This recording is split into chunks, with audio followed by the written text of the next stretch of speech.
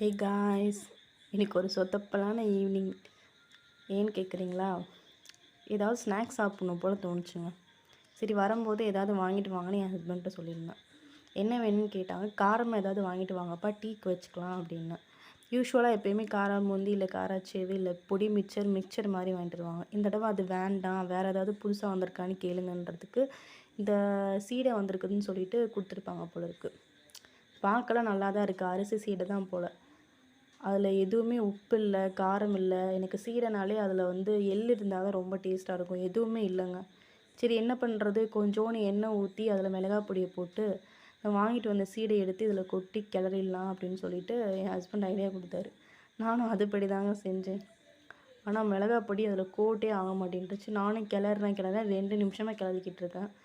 சுத்தமாக ஒன்றுமே ஒட்டவே மாட்டேன்ட்டுச்சு. அதில் இருக்க ஆயில் மட்டும் தான் ஒட்டுச்சுன்னு தவிர அந்த மிளகாய் பொடி சுத்தமாக ஒட்டலை. சரி, இதுக்கு மேலே வேலைக்கு ஆகாது, இன்றைக்கி இதுதான்ப்பா அப்படின்னு சொல்லிட்டு என்ன பண்ணுறதுன்னு சொல்லிட்டு நான் பிளேட்டுக்கு மாற்றிட்டு டீ போட்டு உட்காந்தாச்சு.